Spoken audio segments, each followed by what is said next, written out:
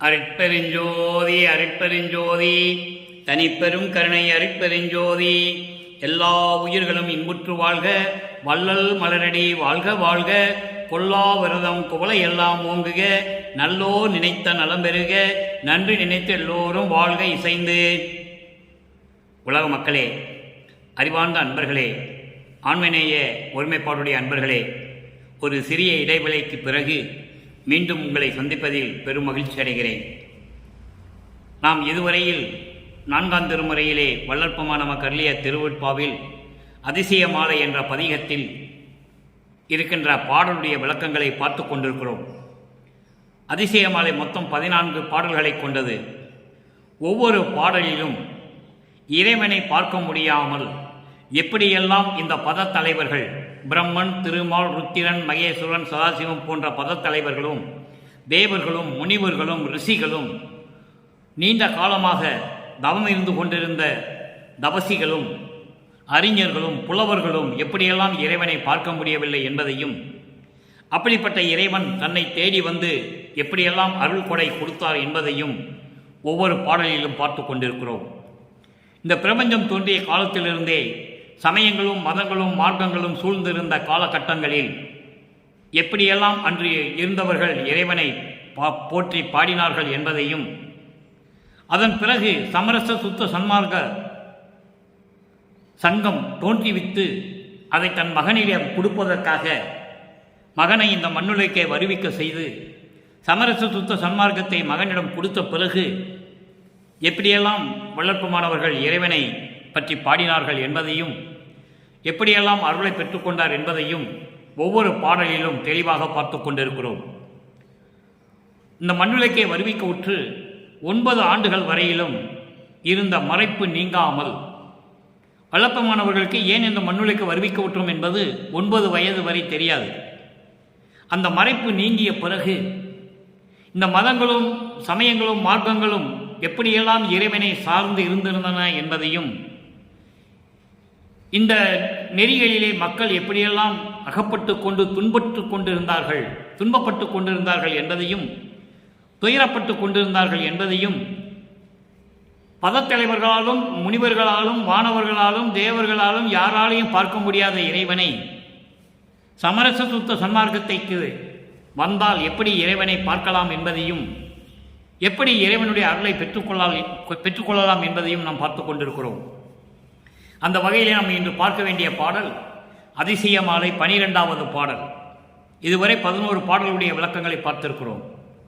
12வது பாடலை பார்க்க போகிறோம். பாடலை நன்றாக கவனியுங்கள். சமயங்களும் மதங்களும் மார்க்கங்களும் சூழ்ந்திருந்த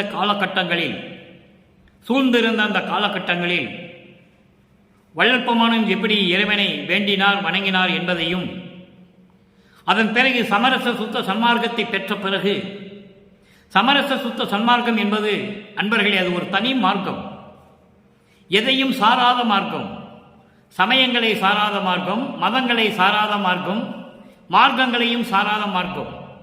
அப்படிப்பட்ட ஒரு சன்மார்க்க சங்கத்தை தன்னிடம் தந்தை கொடுத்த பிறகு எப்படியெல்லாம் அருளை பெற்றுக்கொண்டார் என்பதையும் நாம் பார்த்து கொண்டிருக்கிறோம்.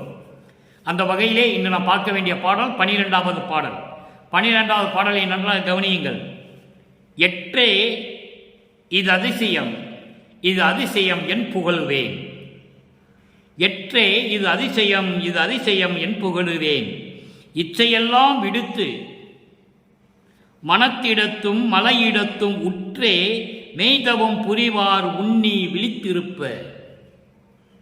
எப்படியெல்லாம் இந்த மதங்களும் சமயங்களும் மார்க்கங்களும் சூழ்ந்திருந்தன என்பதையும், அதை சார்ந்தவர்கள் எப்படியெல்லாம் காட்டிலேயும் வனத்திலேயும் மலைகளிலேயும் போய் தவம் இருந்தார்கள் என்பதையும், அப்படி தவம் இருந்து கூட இறைவனை பார்க்க முடியவில்லை என்பதையும் பார்த்து கொண்டிருக்கிறோம். இந்த பாடலிலே நன்றாக கவனித்துட்டு வாருங்கள்.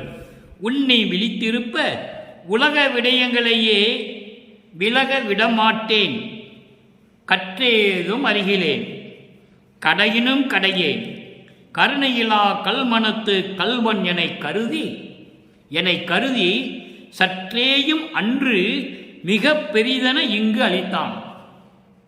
சற்றேனும் அன்று மிக பெரிது என இங்கு அளித்தான்.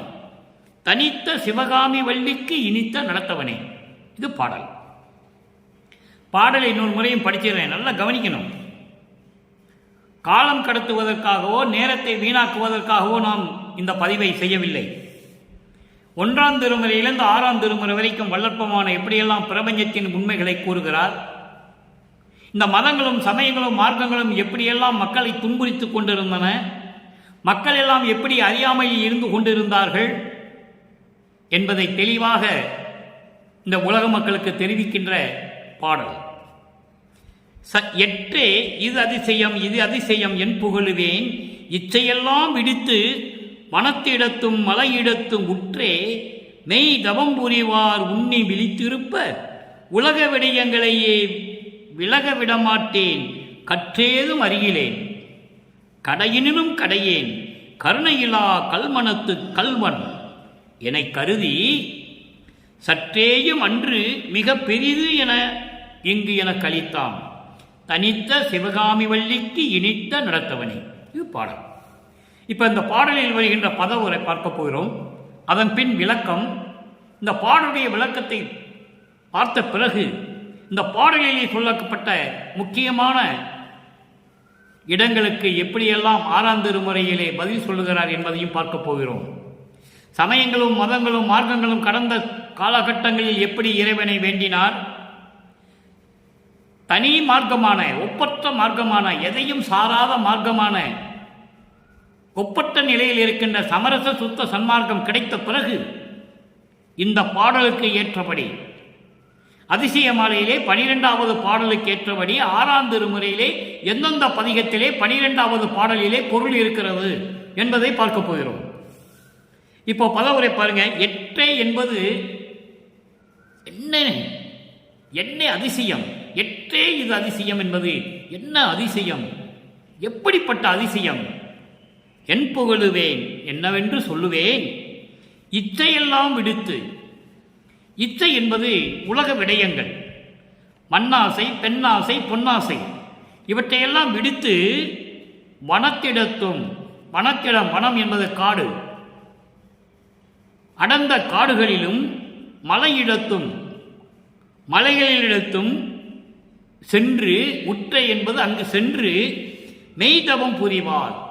உண்மையாகவே தவம் புரிகின்றவர்கள் உண்ணி விழித்திருப்ப, இறைவனை நினைத்து உறங்காமல் கண் இமைக்காமல் இரவும் பகலும் என்று பாராமல் உணவு உண்ணாமல் இந்த உடம்பை பொருட்படுத்தாமல் தவம் இருக்கின்றவர்கள் மெய் தவத்தோர், உண்மையாகவே தவம் இருக்கின்றவர்கள் விழித்திருப்ப, இறைவனை பார்க்க வேண்டும் என்று காத்து கொண்டிருக்க இறைவன் அங்கு செல்லவில்லை. உலக விடயங்களையே விலக விடமாட்டேன் கற்றேதும் அருகிலேன். உலக விடயங்கள் மண்ணாசை பெண்ணாசை பொன்னாசை பாசங்கள் பற்றுகள் பந்தம் இவற்றையெல்லாம் விட முடியாது விழித்து கொண்டிருக்கின்றேன். கற்றேதும் அருகிலேன். எப்படி விடுவது என்று கூட நான் கற்று தெரிந்து கொள்ளவில்லை, என் அறிவுக்கு எட்டவில்லை. கடையினிலும் கடையேன். தாழ்ந்தவனுடைய இடத்தில் கூடவே தாழ்ந்தானவன் நான். கடையினிலும் கடையேன், இழிவானவன் என்று சொல்லுகிறார். தீயவர்களை விட மிகவும் தீயவானவன் நான், கொடியவானவன், கொடியவன் என்று சொல்லுகிறார். தன்னை தாழ்த்திக் கொள்ளுகிறார் தன் தந்தையிடம். கருணையிலா கல்மனத்து கல்வன், கருணை இல்லாது கல்மனம் கொண்ட திருடன் நான். அறியாமையில் இருந்து கொண்டிருக்கிறேன்.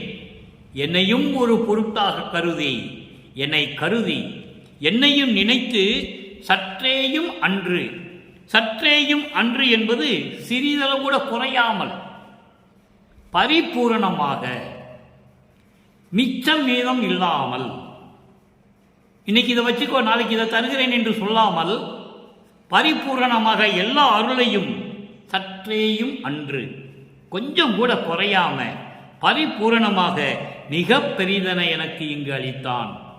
இது அற்புதமான ஆற்றல் படைத்த அருள் கொடை என்று சொல்லி என் கையில் கொடுத்தான். தனித்த சிவகாமி வள்ளிக்கு இனித்த நடத்தவனே. சிவகாமி வள்ளி மகிழும்படி அருள் நடனம் செய்து கொண்டிருக்கின்ற இறைவனை என்று சொல்லி இந்த பாடலை நமக்கு அருளி இருக்கிறார்கள். மதங்களும் மார்க்கங்களும் சமயங்களும் சூழ்ந்திருந்த காலகட்டங்களில் தான் ஏன் இந்த மண்ணுலைக்கு வருவிக்க விட்டோம் என்ற தெரியாத நிலையில், மறைப்புகள் இருந்த நிலையில் எப்படியெல்லாம் இறைவனை வேண்டினார் என்பதை பார்த்திருக்கிறோம். இப்ப இந்த பாடலுடைய பொருள் பாருங்க.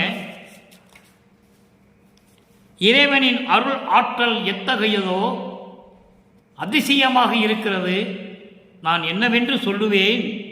இறைவனின் ஆற்றலின் அருமையை நான் என்னவென்று எப்படி சொல்லுவேன்? ஆசைகள் எல்லாவற்றையும் நீக்கி காடுகளிலும் மலைகளிலும் இருந்து கொண்டு உண்மையாக இறைவனை நினைத்து தவம் புரிகின்றவர்கள் காத்து கொண்டு இருக்க, இறைவனை பார்ப்பதற்காக காத்து கொண்டு இருக்க, உலகிலே இருக்கும் ஆசைகளை, மண்ணாசை, பெண்ணாசை, பொன்னாசை, பற்றுகள், பாசங்கள், பந்தங்கள் எல்லாவற்றையும் நான் விடுவதற்கு கூட தெரியாமல் கற்று அறிந்து கொள்ளவில்லை.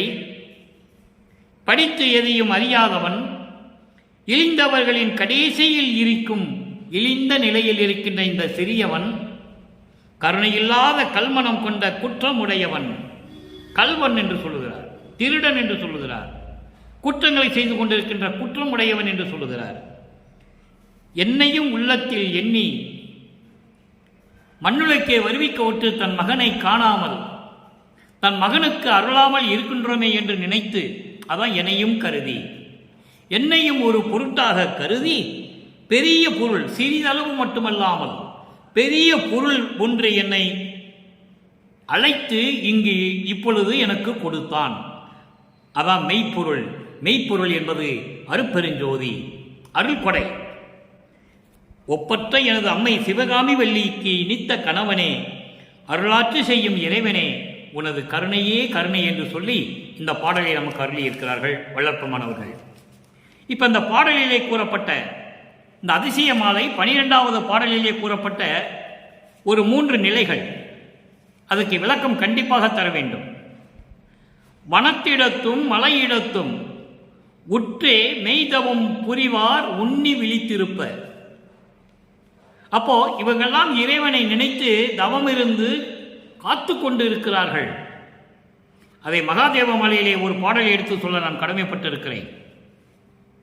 கற்பங்கள் பல கோடி செல்ல தீய கனல் இடு ஊசி மேல் காலை ஊன்றி, பொற்புறமே உணவின்றி உறக்கமின்றி புலர்ந்து எலும்பு புலப்பட ஐம்புறையும் ஓம்பி நிற்பவருக்கு ஒழித்து, மறைக்கு ஒழித்து, நீ யோக முனிவருக்கு ஒழித்து, அமரருக்கு ஒழித்து, சிற்பதத்தில் சின்மயமாய் நிறைந்து விளங்கும் ஞான திருவாளர் உட்கலந்த தேவதேவே என்று சொல்லுவார்.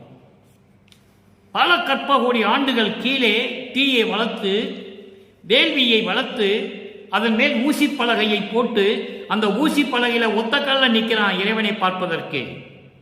ஊனில்லை, அதாவது சாப்பாடு இல்லை, உறக்கம் இல்லை, உடம்பு வருத்தி எலும்பு தெரிகிற மாதிரி இருக்கிறான், அவனும் பார்க்க முடியவில்லை. அமரருக்கு ஒழித்து தேவர்களையும் பார்க்க முடியவில்லை, முனிவர்களுக்கு ஒழித்து அவனும் பார்க்க முடியவில்லை. அப்படிப்பட்ட இறைவன் எங்கே இருக்கிறான்? ஞான திருவாளர் உட்கலந்த தேவதேவே.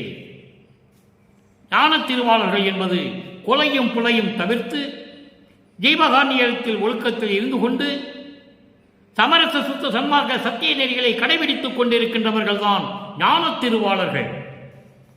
அவர்களுடைய உள்ளத்தில் கலந்து கொண்டிருக்கின்ற இறைவனை என்று சொல்லுகிறார்.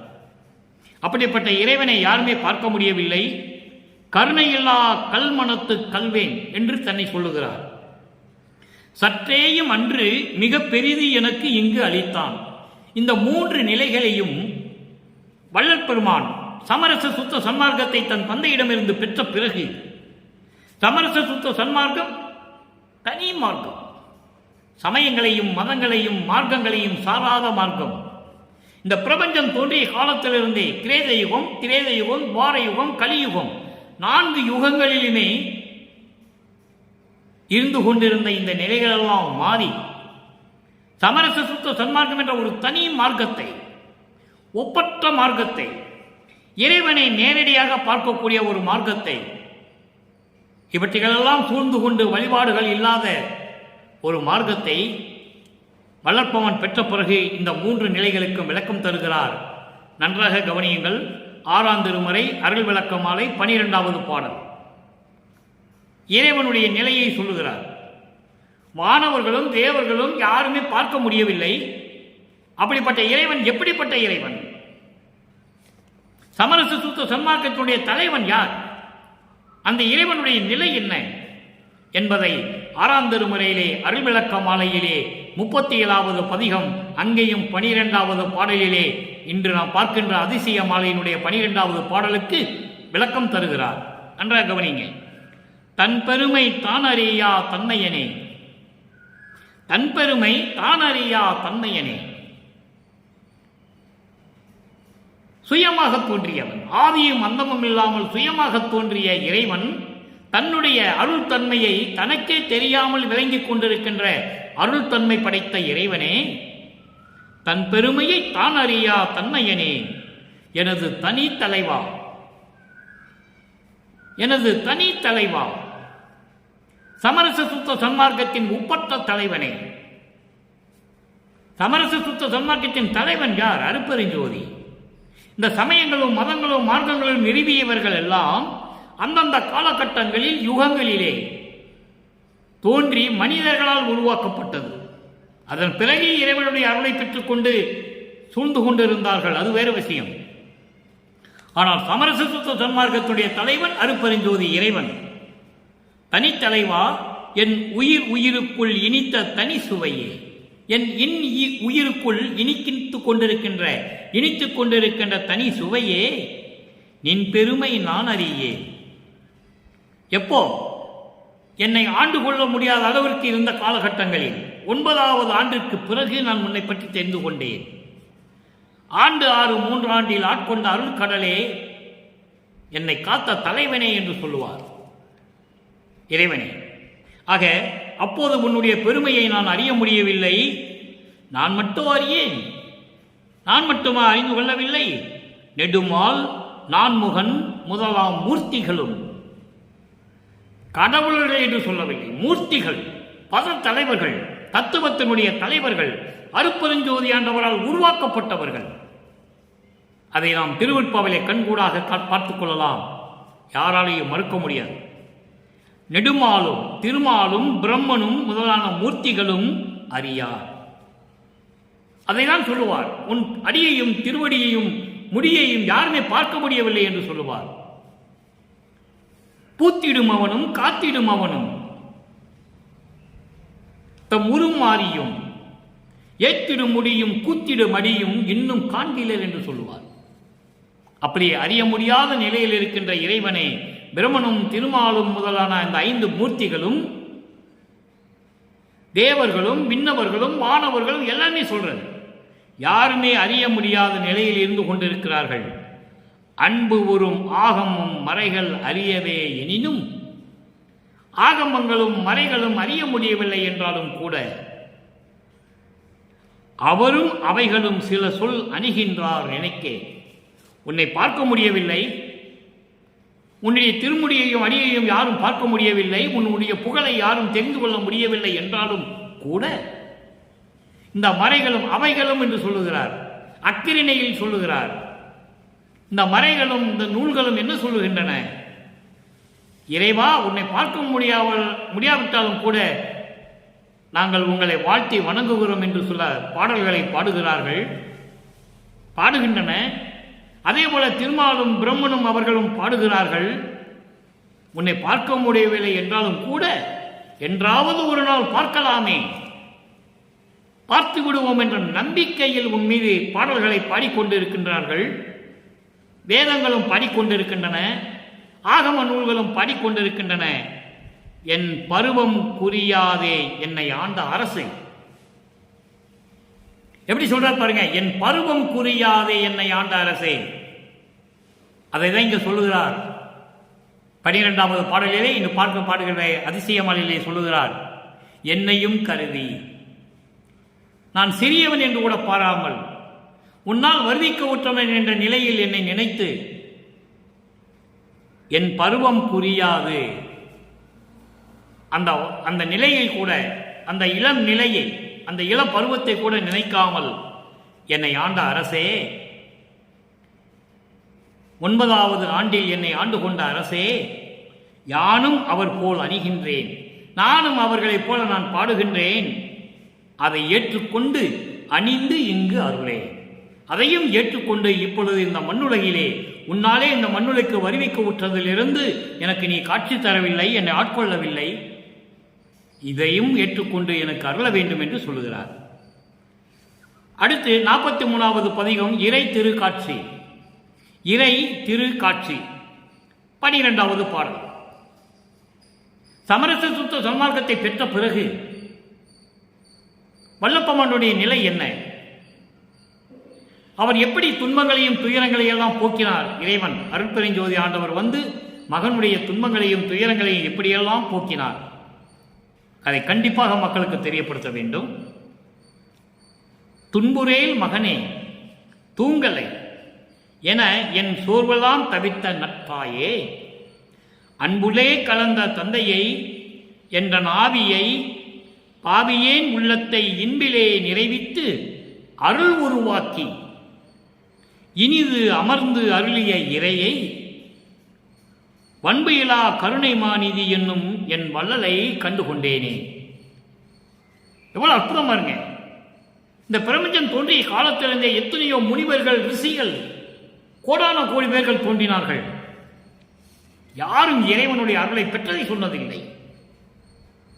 தவமிருந்து தன்னுடைய சுயநலத்திற்காக தனக்கு இந்த வர வேண்டும், யாராலையும் நான் சாகக்கூடாது, மற்றவர்களை எல்லாம் வெல்லக்கூடிய சக்தி எனக்கு வேண்டும் என்று இப்படிதான் வரம் இருந்தார்கள், தனக்காக இருந்தார்கள். ஆனால் இங்க வல்லப்பமான் சொல்றார் பாருங்க இறைவனை பற்றி எப்படி. துன்புரேல் மகனே, இறைவன் மகனை பார்த்து கொண்டு வருகிறார். இறைவன் மகனிடம் ஒரு அருளை கொடுக்கிறார். அதிசய மாலையிலே அருளை கொடுக்கிறார். கொடுத்த பிறகு சொல்லுகிறார், துன்புரையில் மகனே, துன்பப்படாதே மகனே, துயரப்படாதே மகனே, தூங்காதே, தூங்கலை, தூங்காதே என்று சொல்லி என் சோர்வெல்லாம் தவித்த நல்ல தாயே, அன்புலே கலந்த தந்தையே, என் உள்ளத்திலே அன்போடு கலந்து கொண்ட என் தந்தையை, என்றன் ஆவியை, ஆவி என்றால் உயிர், என்றன் உயிரை பாவியேன் உள்ளத்தை இன்பிலே நிறைவித்து, இந்த பாவியினுடைய உள்ளத்தை பரிபூரணமாக பேரின்பமாக பூரணமாக நிறைய செய்து அருள் உருவாக்கி, அருள் உருவாக்கி என்பது ஞான தேகத்தை கொடுத்து, அருள் உருவம் என்பது ஞான தேகம், புரண தேகம் என்பது சுத்த தேகம் என்பது பொன் தேகம். இப்படி ஒவ்வொரு தேகத்துக்கும் ஒரு பொருள் உண்டு. அப்போ அருள் உருவாக்கி இனிது அமர்ந்து என் உள்ளத்திலே அமர்ந்து அருளிய இறையை, எனக்கு அருளிய அருட்பெருஞ்சோதியை, அருட்பெருஞ்சோதியை சமயங்களும் மதங்களும் மார்க்கங்களும் சார்ந்திருந்த காலகட்டங்களில் இவர் யார் என்று தெரியாத நிலையில் இறைவன் வந்து மறைப்பை நீக்காத நிலையில் ஜெயாலராஜர் என்று சொல்லுவார், மாசிலாமணி என்று சொல்லுவார், திருமலை வாயிலில் இருக்கின்ற மாசிலாமணி என்று சொல்லுவார், நடராஜன் என்று சொல்லுவார், சொக்கன் என்று சொல்லுவார். எப்படி பல இடங்களிலே சொல்லிக் கொண்டிருந்திருக்கிறார். ஆனால் சமரச சுத்த சன்மார்க்கத்தை பெற்ற பிறகு அருட்பெருஞ்சோதி தான் சொல்லுவார் என்றால் இது தனி மார்க்கம், தனி இறைவன், தனி மார்க்கம். அப்போ அப்படிப்பட்ட இறையை வன்பு இலா கருணை மாநிதி என்னும் என் வள்ளலை, எந்த வஞ்சனையும் இல்லாது எந்த சூதும் இல்லாது எனக்கு கருணை மாநிதியை, கருணையோடு இருக்கின்ற அந்த மாநிதியை, அருள் செல்வத்தை, என் வள்ளலை கண்டுகொண்டேனே தெளிவாக சொல்லுகிறார். அடுத்து ஒரு பாடல் பாருங்க, பதிகம் 54 அருள் ஆரமுது. யாரெல்லாம் இறைவனை பார்க்க முடியாமல் எப்படி தவம் இருக்கிறார்கள் என்பதை அதிசய மாலையிலே சொல்லுகிறார். அப்படிப்பட்ட இறைவனை தான் பார்த்து எப்படி இறைவனிடம் அருளை பெற்றுக் கொண்டார் என்பதை சொல்லுகிறார். நன்றாக நீங்கள் கவனித்துக் கொண்டே வர வேண்டும். யாரும் பார்க்க முடியாத இறைவன் தேனாய் தீம்பழமாய் சுவை சேர் கரும்பு ஆய அமுதம் தானாய அன்பருளே, இனிக்கின்ற தனிப்பொருளே, வானாய் கால் அனலாய் புனலாய் அதில் வாழ் புவியாய் ஆனாய் தந்தனையே அருள் ஆரமுதம் தந்தனையே. இது பாடம். தேனாக இனிக்கின்ற தேனாக இருக்கின்ற இறைவனே, தீன் பழமாய் நல்ல கனிந்து சுவைத்து சாப்பிடும்போது அந்த இனிக்கின்ற அந்த இனிப்பு இருக்கே, அந்த நிலையில் இருக்கின்ற இறைவனே, சுவை சேர் கரும்பினுடைய சுவை போன்று இனித்துக் கொண்டிருக்கின்ற இறைவனே, அமுதம் போன்று இனித்துக் கொண்டிருக்கின்ற இறைவனே, அன்பருளே, அருளோடு விளங்கிக் கொண்டிருக்கின்ற அன்போடு இருக்கின்ற இறைவனே, இனிக்கின்ற தனிப்பொருளே. தனிப்பொருளே என்று சொல்லுகிறார். தனி என்பது யாரிடம் ஒப்பிட முடியாத நிலையில் இருக்கின்ற அருள் வல்லமை படைத்த இறைவனே, அருட்பெருஞ்சோதியே. பொருள் என்பது அருட்பெருஞ்சோதி. அருட்பெருஞ்சோதியே, வானாய் கால் என்றால் காற்று, அனலாய் என்றால் நெருப்பு, புனலாய் என்பது நீர், அதில் வாழ் புவியாய். ஐம்பூதங்களையும் சொல்லுகிறார். நிலம், நீர், நெருப்பு, காற்று, ஆகாயம்.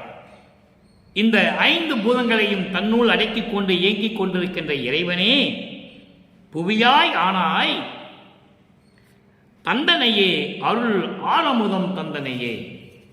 எனக்கு உன்னுடைய அருள் அமுதத்தை முழுவதுமாக பரிபூரணமாக மிச்சம் மீதி எதுவும் இல்லாமல் தந்தனையே என்று சொல்கிறார். அகம், அகப்புறம், புறம், புறப்புறம், அண்டங்களிலும் உண்டு பிண்டங்களிலும் உண்டு.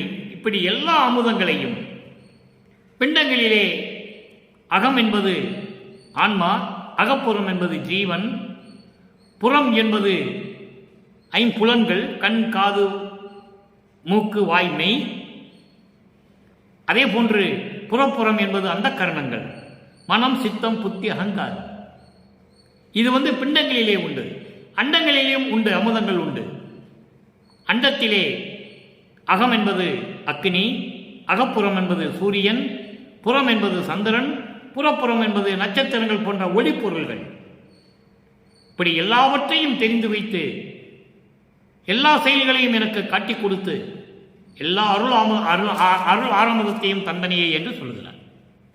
சரி, இப்போ யாரும் பார்க்க முடியாத இறைவனை பார்த்தாச்சு. இறைவன் நேர மகனை தேடி வந்து அருட்பெருஞ்சோதியை கொடுத்தாச்சு. கொடுத்த பிறகு எல்லா அருளத்தையும் கொடுத்தாச்சு. மரணமில்லா பெருவாழ்விலிருந்து, ஞான தேகத்திலிருந்து எல்லா தேகத்தையும் கொடுத்தாச்சு. இப்போ என்ன செய்யணும் சொல்லணும்ல? இப்போ என்ன செய்யணும்னு அவங்க அப்பாட்ட கேட்குறாரு. செய் பணி வினவல் 61வது பதிகம், செய் பணி வினவல் 12வது பாடல். அதிசய மாலையினுடைய 4ஆம் திருமுறையிலே 12வது பாடலுக்கு இறைவனிடம் எல்லா ஆற்றலையும் பெற்றுக்கொண்டு, யாரும் பார்க்க முடியாத இறைவனை நான் பார்த்த பிறகு இவற்றையெல்லாம் பெற்றுக்கொண்டேன் என்று வல்லப்பமா நமக்கு அருளிய அந்த பாடல்களை, விளக்கங்களை பார்த்தோம். எல்லாவற்றையும் வாங்கியாச்சு. இப்போ என்ன செய்யணும்னு நான் பாட்டு கேட்குறேன். இப்போ நான் என்ன செய்யணும்? பிறந்து எற்கு என்றும் இரவாது பிறவாது ஓங்கும் பெருமை தந்து, சிறந்தே சிற்றம்பலவா நின் செல்வப்பிள்ளை ஆக்கினையே செல்வப்பிள்ளை ஆக்கினையே, திறம் தேர் முனிவர் தேவரெல்லாம் தேர்ந்து நயப்ப நிற்கின்றேன். அங்கே தவம் புரிகின்றவர்கள் எல்லாம் இறைவனை பார்க்க முடியாமல் காத்து கொண்டிருக்கிறார்கள். உன்னி விழித்திருப்ப என்று சொல்லுகிறார். அதற்கு விளக்கம் இங்கே தருகிறார் பாருங்கள். திறம் தேர் முனிவர் தேவரெல்லாம் தேர்ந்து நயப்ப நிற்கின்றேன். யாரும் பார்க்க முடியாத இறைவனை காடுகளிலும் மலைகளிலும் கடல்களிலும் புகுந்து கொண்டு தவம் இருந்து கொண்டிருக்கின்ற அத்தனை பேரும் பார்க்க முடியாத முனிவனை, இறைவனை, யாரும் பார்க்க முடியாத இறைவனை நான் பார்த்தேன் என்று சொன்ன பிறகு, திறந்தேர் முனிவர் தேவரெல்லாம் தேர்ந்து நயப்ப நிற்கின்றேன். வியப்போடு என்னை பார்த்து கொண்டிருக்கிறார்கள், அதிசயமாக பார்த்து கொண்டிருக்கிறார்கள். அதனால்தான் அதுக்கு பெயர் அதிசய மாலை என்று பெயரிட்டார்கள் வல்லப்பமானவர்கள். அறந்தோர் உலகில் இனி அடியேன் செய்யும் பணியை அருளுகவே. அறந்தோர் உலகில், இந்த உலகிலே எல்லா உயிரிடத்திலும் அன்பு வைத்துக் கொண்டு எல்லா உயிர்களையும் காப்பாற்றிக் கொண்டு ஜீவகாரணியத்தோடு நான் எந்த பணியை நான் செய்ய வேண்டும் என்று சொல்லி தன் தந்தையிடம் கேட்கிறார். இனி அடியேன் செய்யும் பணியை அருள்கவே. யாரும் பார்க்க முடியாத இறைவனை நான் பார்த்து விட்டேன். யாருக்கும் கிடைக்காத ஒப்பற்ற அருள்களை எல்லாம் நான் பெற்றுக்கொண்டு விட்டேன். மரணமில்லா பெருவாழ்வை பெற்றுவிட்டேன். முத்தேகத்தையும் அடைந்து விட்டேன். இப்படியெல்லாம் அடைந்த பிறகு தன் தந்தையிடம் சொல்லுகிறார், நான் என்ன செய்ய வேண்டும், அந்த பணியை எனக்கு சொல்ல வேண்டும், உன்னுடைய கட்டளைப்படி நான் அந்த பணியை செய்கிறேன் என்று சொல்லுகிறார். இதைத்தான் ஒரு பாடலிலே சொல்லுவார், ஐவகை தொழிலும் என்பால் அளித்தனை, ஐவகை தொழிலும் என்பால் அளித்தனை, படைத்தல், காத்தல், மறைத்தல், அருளல், அளித்தல், அருள், இப்படி ஒரு 5 தொழிலையும் எனக்கு கொடுத்து விட்டாய். அதுகொண்டு செய்வகை தெரிவித்து என்னோடு சேர்ந்து ஒன்றாய் இருத்தல் வேண்டும் என்று ஒரு பாடலிலே சொல்லுவார். அதை இங்கே சொல்லுகிறார், அடியேன் செய்யும் பணியை அருள்கவே. எல்லாரும் என்னை பார்த்து அதிசயித்துக் கொண்டிருக்கிறார்கள், நான் என்ன செய்ய வேண்டும் என்று சொல்லி எனக்கு அருள வேண்டும் என்று சொல்லுகிறார். எவ்வளவு அற்புதம் பாருங்கள் நண்பர்களே, ஒரு பாடலுக்கு இவ்வளவு விளக்கம் இருக்கின்றது. நானும் இந்த பாடலுடைய விளக்கங்களை சுருக்கிடலாம் என்று நினைக்கிறேன், முடியவில்லை. அவர்கள் அதிசயமாலிலே சொன்ன அந்த பாடல்களெல்லாம் விளக்கம் தர வேண்டி இருக்கிறது. அடுத்து பாருங்க, அருப்பெருஞ்சோதி அடைவு, பதிகம் 82, அருப்பெருஞ்சோதி அடைவு. இன்று நாம் பார்த்த அதிசய மாலையிலே ஒரு பொருள் ஒன்று கொடுக்கிறார். சற்றேனும் அன்று ஒரு மிகப்பெரிய பொருள் எனக்கு அளித்தான், அது அருப்பெருஞ்சோதி என்பதை இங்கே சொல்லுகிறார். அருப்பெருஞ்சோதி அடைவு 12வது பாடல். அதிசயமாலையினுடைய 12வது பாடலுக்கு அந்த மிக பொருள் ஒன்றை பெற்றுக்கொண்டேன் என்று சொல்லும் பொழுது அது என்ன பொருள் என்பதை இங்கு பார்க்கிறோம். வாலி என்றே என்னை மால் அயன் ஆதியோர் வந்து, அந்த அருளை பெற்ற பிறகு அதனுடைய சிறப்பு என்ன, அருப்பெருஞ்சோதியை பெற்றுக்கொண்ட பிறகு அதனுடைய சிறப்பு என்ன? வாலி என்ற என்னை மால் அயன் ஆதியர் வந்து அருட்பெயர் ஆளி என்றே துதித்து ஏத்த புரிந்தாய். அற்புதம், நீடூழி அன்றே என்றும் சாகா வரமும் உவந்தளித்தாய். வாலி மன்றோங்கும் அருப்பெருஞ்சோதி நின் மன்னருளே. இது பாடல். அப்போ அருப்பெருஞ்சோதியை பெற்ற பிறகு இந்த பிரபஞ்சத்தை என்னுடைய 5 தொழில்களையும் இயக்கக்கூடிய அத்தனை சக்திகளையும் பெற்ற பிறகு இந்த ஏற்கனவே இந்த தொழில்களை செய்து கொண்டிருந்த பிரம்மன், திருமால், ருத்திரன், மகேஸ்வரன், சதாசிவன் போன்றவர்கள் எல்லாம் வந்து வல்லற்பமானிடம் வந்து எங்களை எல்லாம் காத்து கொண்டிருக்கின்ற, எங்களெல்லாம் இயக்கி கொண்டிருக்கின்ற அருள் கடலே என்று சொல்லி போற்றி வணங்குகிறார்கள். அந்த நிலையை எனக்கு நீ உருவாக்கி கொடுத்தாய், தந்தையிடம் சொல்லுகிறார். அற்புதம், நீடூழி அன்றே என்றும் சாகாவரமும் உவந்தளித்தாய். அவங்கள் முன்னிலையிலேயே சாகாவரத்தையும் எனக்கு கொடுத்து விட்டாய், சாகா கல்வியையும் கற்றுக் கொடுத்தாய். நாகாதிபனும் நாராயணனும் நான்முகனும் நறுமுறும் எனவே ஞான அமுதம் அளித்தாய், நானும் உண்டு துண்ணவே. சாகா கலையை பயிற்று தந்த தயவையே சாற்றுதை கரிது என்று சொல்லுவார் ஒரு பாடலிலே.